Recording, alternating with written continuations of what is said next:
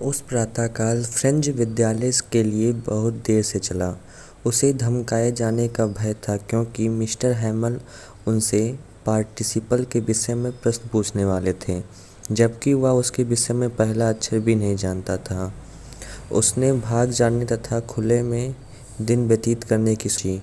गर्म चमकीला दिन, चलचलाते हुए पक्षी तथा आरा मशीन के पिछवाड़े खुले खेतों में अभ्यास करते हुए प्रशिया के सैनिक प्रलोभित करने वाले थे, किंतु उसने प्रलोभन को दबाया तथा शीघ्रता से विद्यालय की ओर चला। टाउन हॉल के समीप सूचना पटल के सामने भीड़ थी। लोहार वैचर ने फ्रेंच को इतनी तीव्रता से न जाने को कहा। उसने बालक को विश्वास दिलाया कि वह अपने विद्यालय में समय से पहले पहुंच जाएगा। प्रायः विद्यालय आरंभ होने के समय काफ़ी कोलाहल होता था, किंतु उस दिन प्रत्येक चीज़ ऐसे शांत थी जैसे कि रविवार को प्रातःकाल हो। खिड़की से फ्रेंच ने देखा कि उसके सहपाठी पहले ही अपने अपने स्थान पर थे तथा मिस्टर हैमल अपने बाजू के नीचे लोहे का भयंकर पैमाना रखे इधर उधर घूम रहे थे। पैमाना मतलब यहाँ पर छड़ी होता है। फ्रेंच ने द्वार खोला तथा भीतर चला गया। शर्म से उसके चेहरे पर लालिमा आ रही थी तथा वह भयभीत था। मिस्टर हैमल ने अत्यंत दयाभाव से उसे अपने स्थान पर जाने को कहा। फ्रेंच ने ध्यान से देखा कि उनके अध्यापक ने अपना सुंदर हरा कोट, झालरदार कमीज तथा छोटी काली रेशमी टोपी पहनी हुई थी। इन सब पर कसीदा कढ़ा हुआ था। वह इन्हें निरीक्षण अथवा पारितोषिक वितरण के दिन पहनते थे, मतलब कि कोई एनुअल फंक्शन होता था या फंक्शन होने के दिन ये सब पहनते थे वो। ग्रामीण लोग चुपचाप प्रायः खाली रहने वाले पीछे की सीट पर बैठे हुए थे। प्रत्येक व्यक्ति दुखी दिखाई देता था।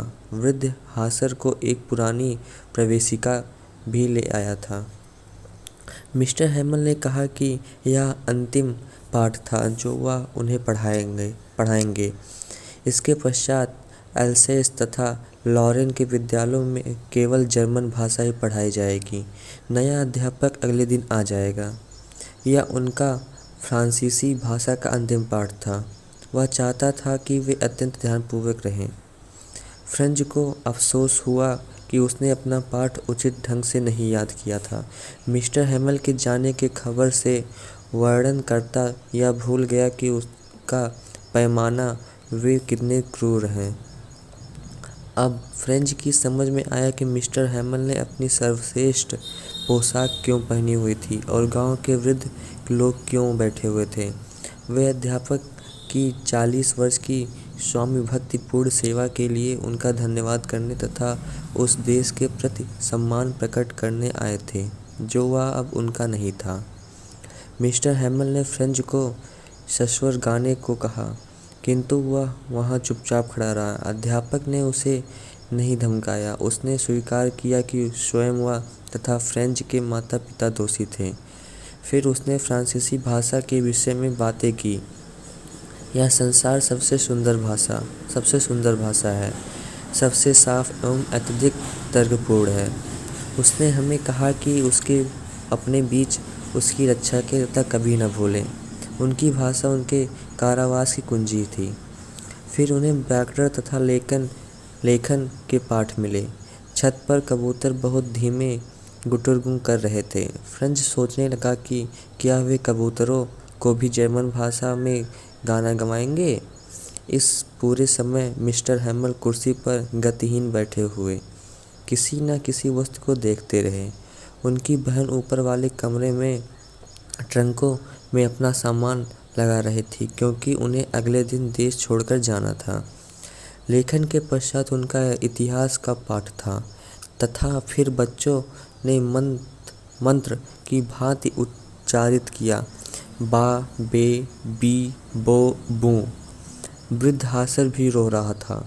अचानक गिरजाघर के घंटे में 12 बजे तब दोपहर की प्रार्थना हुई। उस क्षण प्रशिया के सैनिकों के सैन्य अभ्यास से लौटने की तुरही की ध्वनि खिड़कियों के नीचे से आ रही थी। मिस्टर हैमल खड़ा हो गया। वह बोलना चाहता था किंतु किसी चीज़ से उसका गला संध गया।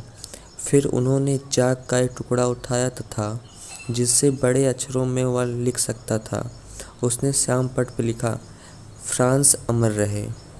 इसके पश्चात वह रुक गया तथा दीवार के साथ अपना सिर झुका लिया।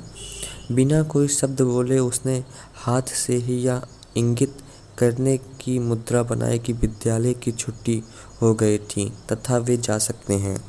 था इसका पाठ का हिंदी में सारांश। अगर आपको ये सारांश अच्छा लगा हो तो हमारे चैनल को सब्सक्राइब करें और ज़्यादा से ज़्यादा शेयर करें और ऐसे वीडियो में बने रहने के लिए हमारे चैनल को सब्सक्राइब करें। धन्यवाद।